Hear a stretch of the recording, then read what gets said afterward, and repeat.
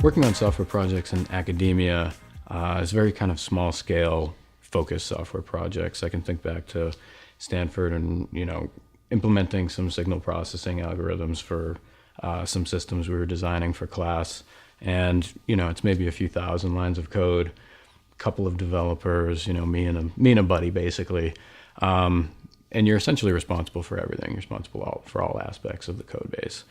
Coming into iZotope, it was a real eye-opening experience seeing millions of lines of code and a very expansive code base with many, many engineers, dozens of engineers really working on various aspects of the code base, each with specific focuses.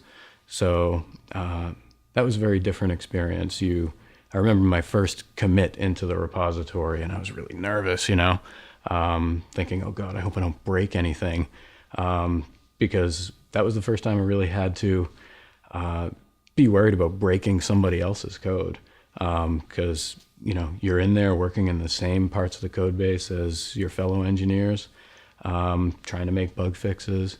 And, you can risk kind of trampling on people. So you have to really engage in good communication and good teamwork kind of across the organization in order to make that work. There's no perfect background in school. You can try and acquire all the skills you want. You can try and take all the classes you think you're going to need. But the truth is the day you step foot in that door, you will realize that the code is a lot more complicated than it was in school. The products you're working on possibly have 10 million lines of code. You have to investigate, decipher, understand how they're broken apart.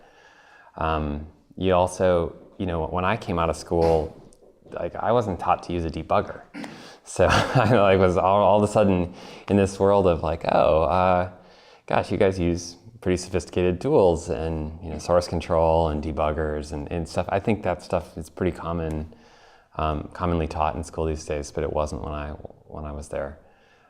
So I think that there's an adjustment on tools, there's an adjustment on the mindset of coming in and working on a big legacy piece of software.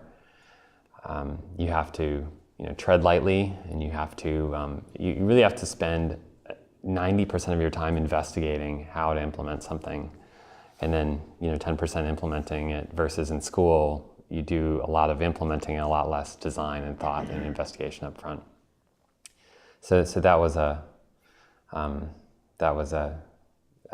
big change for me. But I was fortunate to have some really good mentors early on who were really tough on me about coding style and keeping dependencies down. And it's good to find somebody who's going to give you that really critical feedback really early.